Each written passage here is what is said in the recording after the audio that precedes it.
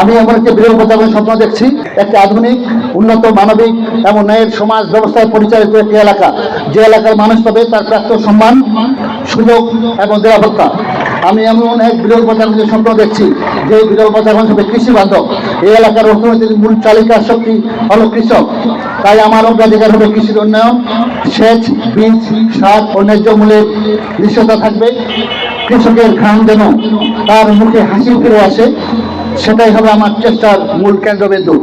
আমি এমন বিরল প্রজাতন্ত্র দেখতে চাই, যেখানে শিক্ষার আলোয় আলোকিত হবে, প্রত্যন্ত গ্রামের প্রতিটি শিশুর মানসম্মত শিক্ষা নিশ্চিত করা হবে, বিদ্যালয়ের সংখ্যা বাড়বে, অবকাঠামোগত উন্নয়ন হবে, শিক্ষকদের মর্যাদা রক্ষা করা হবে। আমি এমন এক বিরল প্রজাতন্ত্রের স্বপ্ন দেখি, যেখানকার যোগাযোগ ব্যবস্থা হবে উন্নত, গ্রাম, শহর, বাজার সংলগ্ন সড়ক এবং ব্রিজের উন্নয়ন হবে, ভাঙ্গা রাস্তা নয়, হবে দৃঢ় উন্নয়নের পথ। আমি এমন এক বিরল প্রজাতন্ত্রের স্বপ্ন দেখি, যে বিরল প্রজাতন্ত্র হবে তরুণ বান্ধব, যেখানে বেকার ও তরুণদের কর্মসংস্থান, প্রশিক্ষণ এবং উদ্যোক্তা তৈরির সুযোগ সৃষ্টি করব। তরুণরাই হবে আমাদের উন্নয়নের সবচেয়ে বড় অংশীদার।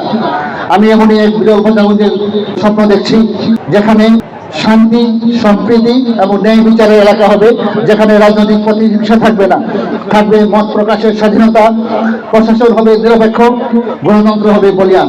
আমি এমনই একটি বিরল প্রজাতন্ত্রের স্বপ্ন দেখি, সেই বিরল প্রজাতন্ত্র কিন্তু আমার একার পক্ষে গঠন করা সম্ভব নয়।